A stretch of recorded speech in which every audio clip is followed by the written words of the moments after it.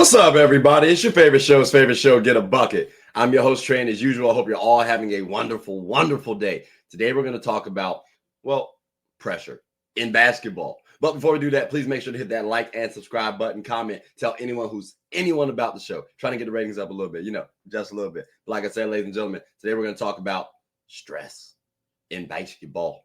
Where did this conversation even pop up? Well, before I talk about that, I just got to say the talking points for today.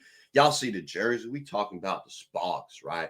So we got to talk about the contending WNBA teams. I ain't going to go too in depth, just say who they are, right? And then also the varying types of pressure in basketball.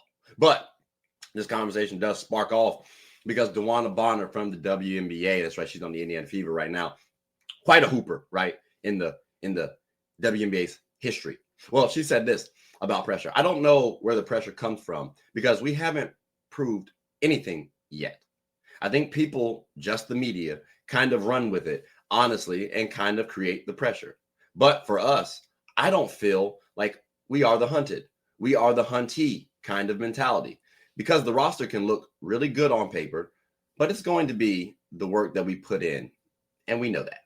Now, she's saying this because, well, a lot of people, including myself, were putting them on a pedestal. Like we have high expectations of the Indiana Fever this season. A lot of people were saying, they're going to win the championship. Oh, they got Caitlin Clark. She got new teammates now. They're definitely going to win they're definitely going to win the championship this season.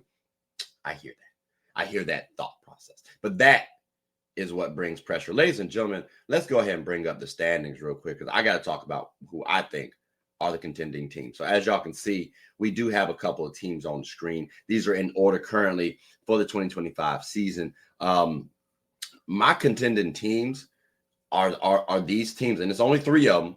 You got the New York Liberty, you got the Las Vegas Aces, and you got the Los Angeles Sparks. Now playing it's the Minnesota Lynx. Those are the three contending teams in the NBA, on WNBA, ladies and gentlemen. Those are the three contending teams in the WNBA. Now, we do have three teams, I say, that can prove it. Maybe even four, but I'm going to say three right now. Right now, it might even look like two, but I still think three, possible four. Here's the teams, though. The Atlanta Dream, they still have to prove it. The Phoenix Mercury, they still have to prove. The Indiana Fever, they still have to prove it. And the Seattle Storm, they still have to prove it. Now, when we talk about pressure, ladies and gentlemen, again, as you can see, I said the Liberty, the Lynx, and the Aces all are contending teams. Now, the Dream, the Mercury, the Storm, and the Fever, they all have to prove it. But if you notice, though, for example, the Aces, they solid for me. They cool. They like fifth right now, though. It's still early in the season, but they fifth. So clearly you're going to have some teams that are ahead of my contending teams. But these teams, the Dream, the Mercury, the Fever, they still have to prove that they can beat those contending teams, ladies and gentlemen. Just because they're playing well, just because they have a decent season right now does not mean that they're better, because the playoffs is a little bit different than the regular season. There's a little bit more pressure in the playoffs than is the regular season. So we got basketball pressure. That's what I'm talking about right now. That's why I say those teams are contending teams, because they've proven it to not just ourselves, the viewers, but the basketball players too. Like Nafisa Collier, Asia Wilson, Brianna Stewart. They've proven it. Chelsea Gray, Jackie Young, Sabrina Ionescu, Jonquel Jones, like players like that, Caleb, like they've proven themselves. Courtney Williams, like they've proven themselves, right? Now, when we talk about the Fever, for example, Caitlin Clark, for me, she didn't really have pressure her rookie year. She ain't playing the W. But when we say things like she's the best player, well, that starts to add a little bit of pressure. But that's not basketball pressure, because, again, she has not proven anything yet. The Fever acquisitions, they have played together, or not played together, but they've played in the WNBA. So they might have a little bit more pressure on them than Caitlin Clark does. Here's the thing, though. Social media pressure, ladies and gentlemen.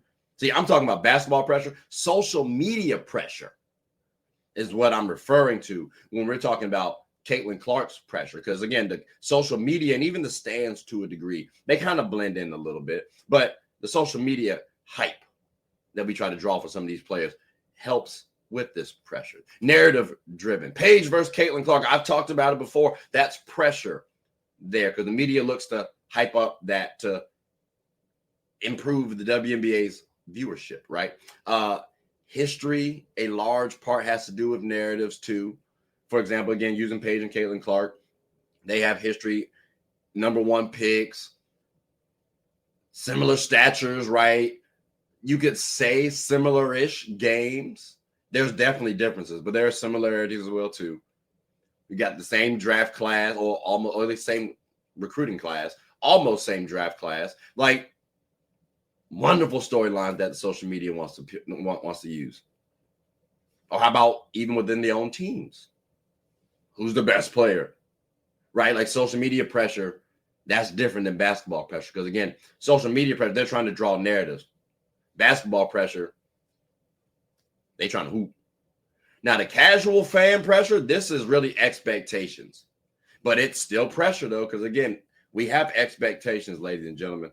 Like, we're looking for those funny moments, folks getting crows, getting a tough jump shot on you. Like, that's the casual fan pressure, right? Which I call expectations. Again, basketball pressure is more earned. Social media pressure is more for the elevation, right, of the program or the entity. And then casual fan pressure is more about expectations. So, again, like Angel Reese sucks because she can't shoot threes. Well, keep in mind, too, she has been doing a not the best job at the field goal percentage. I'll give y'all that. Like 33% at the beginning of the season was not the best. We need to increase that to at least 48%, Angel, at least. But her not being able to shoot threes, that's a casual fan pressure. Everybody does not need to be able to shoot threes. Or how about your guards not getting a whole bunch of rebounds? Guards don't need to rebound. They need to focus on assist to turnover ratio. Basketball is about roles. But because of the casual fan pressures, expectation, folks don't really care about that. So stuff kind of gets lost in the sauce. If I'm an athlete, I'm paying attention to the basketball pressure.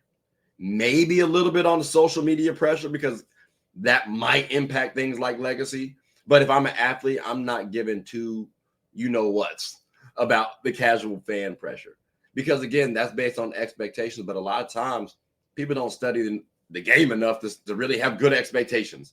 So, again, ladies and gentlemen, y'all heard my different types of pressure. Y'all heard the contending teams. And now y'all understand why I say there's only 3 contending teams in the WNBA. We have the New York Liberty. We have the Las Vegas Aces, and we have the Minnesota Lynx. And again, DeWanna Bonner, I do get your confusion. But then again, I understand where it comes from. The Fever I do expect y'all to make the playoffs. I understand Caitlin was injured. I get that. Y'all dealing with some cohesion issues too. And you have other injuries outside of Caitlin Clark on your squad. I get that. I do think you have enough talent, especially if y'all are healthy, to win a title. There's a world where the Fever could win a title. Do I put other teams ahead of them right now? Yes. Again, on paper is different than in reality. Everything's got to mix well, egos and all. But the expectations based on what we've seen, I do understand people, you know what I mean, creating that stress. Like stress can get a little tricky. Hell, I got on my do-rag right now just because I'm stressed. You know what I'm saying? Like, I don't want y'all to see the hair day. Like, I'm just trying to keep it theatrical. You know what I'm saying? Maybe my sparks can see my ensemble. I'm in all black. Ladies, can we follow along and start killing the rest of the league, please? Not physically, but on the court, specifically the scoreboard. I'd appreciate it. But that's my pressure on them. Am I media, I guess, now? I guess. I ain't a hooper. At least not in the WNBA. I know I wouldn't say I'm a casual either. But yeah, media, I guess we can draw a little narrative. So maybe that's a narrative we can draw for the Spark since we acquired so many daggone people. But see, now I'm sounding like a fan. Casual. Not really. We'll talk about it. I'm curious, actually, where do you guys typically rank among the basketball pressure?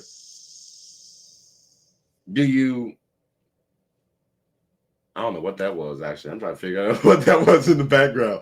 Anyways, Is yours purely basketball pressure? Which, if so, I'd love to hear from you. And then if yours is social media pressure, I'd love to hear from you. And then if you're the casual fan pressure, depending on the type, I might be able to bypass that one.